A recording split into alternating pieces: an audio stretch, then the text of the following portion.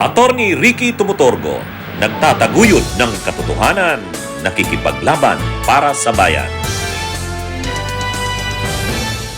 O sabi kasi ni Senador Rapi Tulfo, mahal yung nirentahan nila Sara Duterte ng OBP at ng DepEd na mga safe houses, ang presyo, ang rate 3 times pa sa Forbes Park.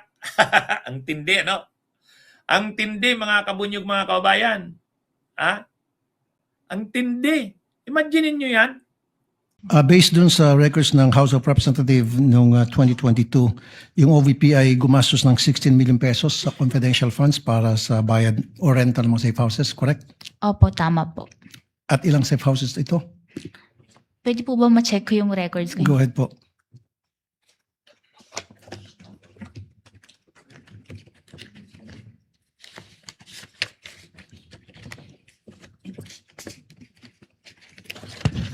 Tulungan na lang kita para mas mapabilis. 34.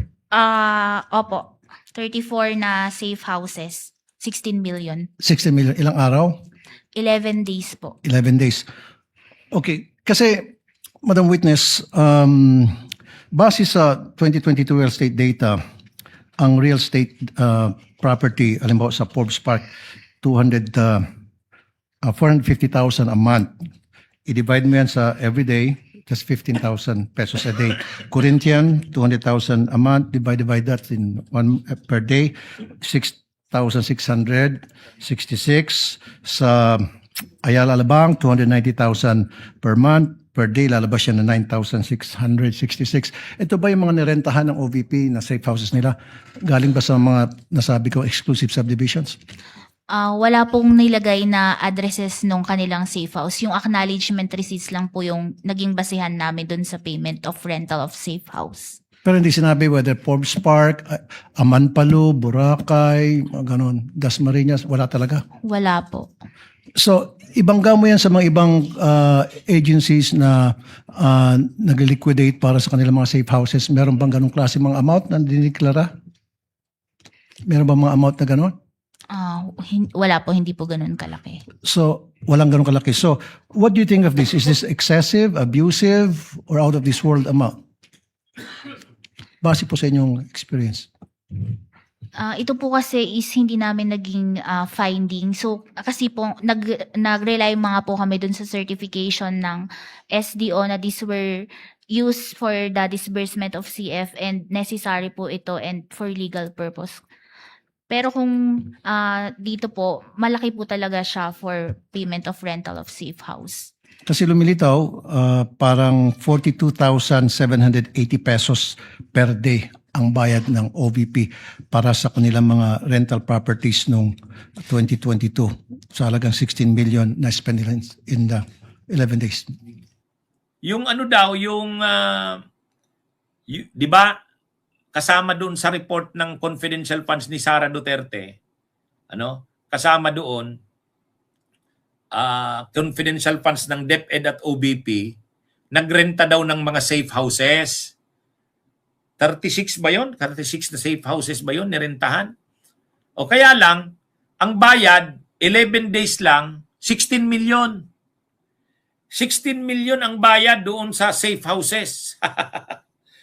Kaya sabi ni Senador Rapi Tulfo, ay yung rate na yan, yung bayad na yan, yung presyo na yan ng nirentahan na safe house para sa confidential funds ni Sara Duterte ay 3 times pa ang mahal ng safe house na yan kaysa sa renta sa Forbes Park. Siguro, taga Forbes Park yata ito mayaman to eh. Ayan mga kabunyog, mga kababayan. So, matindi ang sabi ni Rapi Tulfo. Questionably yun eh. Sobrang mahal nung safe house na yun. Anong klaseng safe house na ba yan? 2 million a day ang gastos mo sa safe house. Kasi 16 million na ubos in 11 days. Di 2 million a day. Mga kabunyog, mga kababayan. Kaya nalula si Senador Rapi Tulfo. Sabi ni Rapi Tulfo, sa Forbes Park, alam ko ang mga renta doon, ang arkila sa loob ng Forbes Park.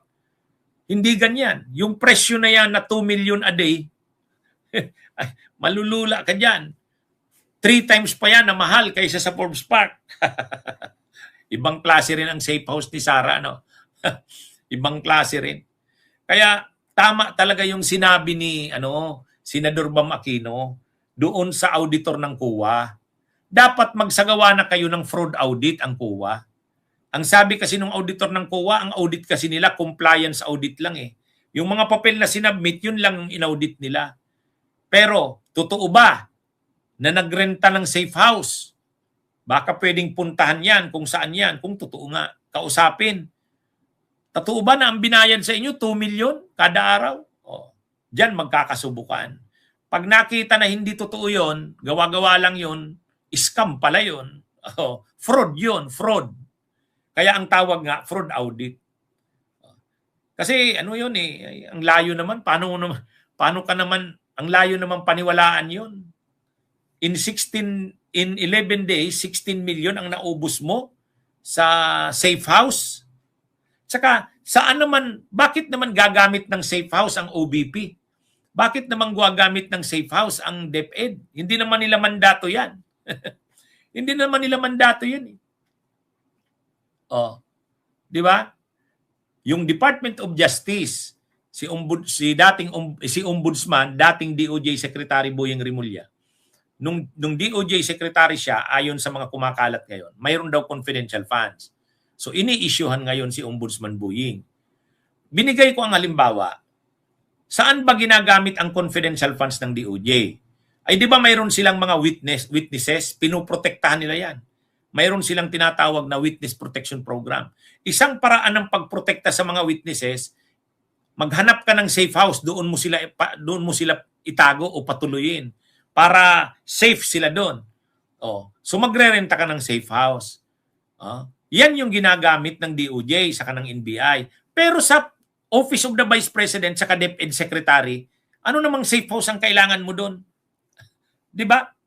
Kaya yung mga sabi-sabi na yan na safe house, nagrenta daw ang OBP ng safe house at saka ang DepEd, ang gastos ay 16 million in 11 days, wala yan. Mga kabunyog, mga kababayan. Kaya questionably yan. Kaya nga si Rapi Tulfo anong klase na yan? Ang mahal naman yan. Triple ang presyo kaysa sa Forbes Park. Ibang klaseng safe house na yan. Bunyog, halikan na kasama ka. Bunyog, kapag buklod ay may pag-asa. Luzon, Visayas, Mindanao, isa ang pananaw.